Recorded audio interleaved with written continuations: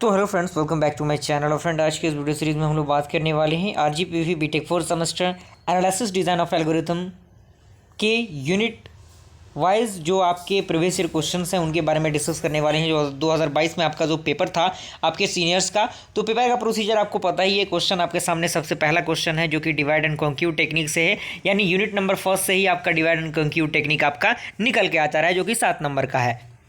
यहाँ पे ये रिव्यू लाने का मेरा मेन पर्पस ये है कि मैं आपको दिखा दूं कि आपको बिल्कुल डरने की ज़रूरत नहीं है।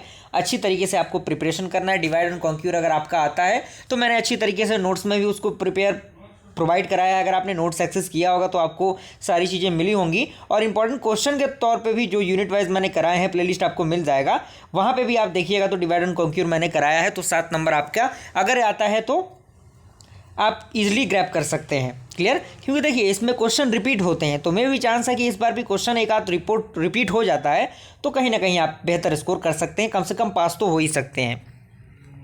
अगला क्वेश्चन हीप सॉर्ट के अकॉर्डिंग है। तो हीप सॉर्ट मैंने बता रखा है कि काफ़ी इंपॉर्टेंट टॉपिक है, तो हीप सॉर्ट आप कर लीजिएगा और उसके रिगार्डिंग जो न्यूमेरिकल क्वेश्चन है उस न्यूमेरिकल क्वेश्चन को आप देख लीजिएगा। और जो आपका एसिम्प्टोटिक नोटेशन होता है वो भी आपका पूछा गया है, यानी यूनिट नंबर 1 से आप देख सकते हैं यहाँ पे लगातार यूनिट नंबर 1 से तीनों क्वेश्चन पूछे गए हैं, यानी आपका 21 नंबर यहीं से आपका बन गया। अगर आपने अच्छी तरीके से पढ़ा है तो कम से कम मैंने कहा था आपको कि 3 यूनिट अगर आप तैयार कर लेते हैं, यूनिट नंबर 1 और साथ ही साथ यूनिट नंबर लास्ट जिसमें आपने पढ़ा होगा बाइनरी सर्च, एवीएल ट्री, ये सारी चीज़ें आपकी उस टॉपिक के अंदर है, तो आप उनको कर लीजिएगा। और जो आपका नैपसैक प्रॉब्लम वगैरह वाला यूनिट है उस यूनिट को आप कर लीजिएगा।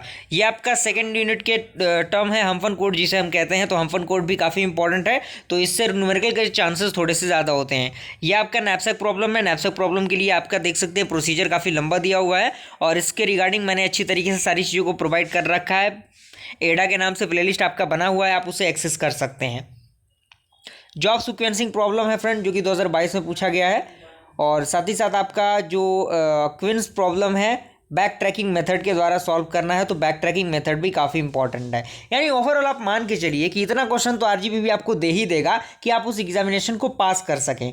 ऐसे आपको भ्रम में नहीं रहने कि आरजीपी बहुत ज़्यादा टफ पेपर बना देगा। ओके, इतना क्वेश्चन तो ज़रूर देगा कि आप पास कर सकते हैं। तो मे बी चांसेस ये हैं कि एक आध क्वेश्चन इससे भी रिपीट हो जाएं, क्योंकि नए क्वेश्चन इसमें बनने के थोड़े से चांसेस कम होते हैं।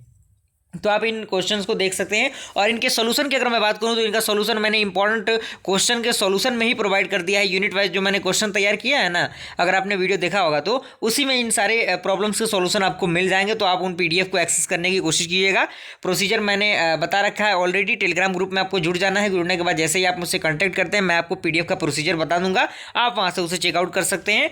और मात्र 100 रुपीज़ मैंने एडा के लिए रखा है। इंपॉर्टेंट क्वेश्चन के साथ साथ आपको नोट्स भी मैं प्रोवाइड करूंगा, अगर आपको इच्छा हो तो आप उसका एक्सेस कर सकते हैं। अदरवाइज इंपॉर्टेंट क्वेश्चन के अकॉर्डिंग मैंने प्लेलिस्ट बना रखा है, अच्छी तरीके से मैंने उसको समझाया है, तो आप उसे भी एक्सेस कर सकते हैं।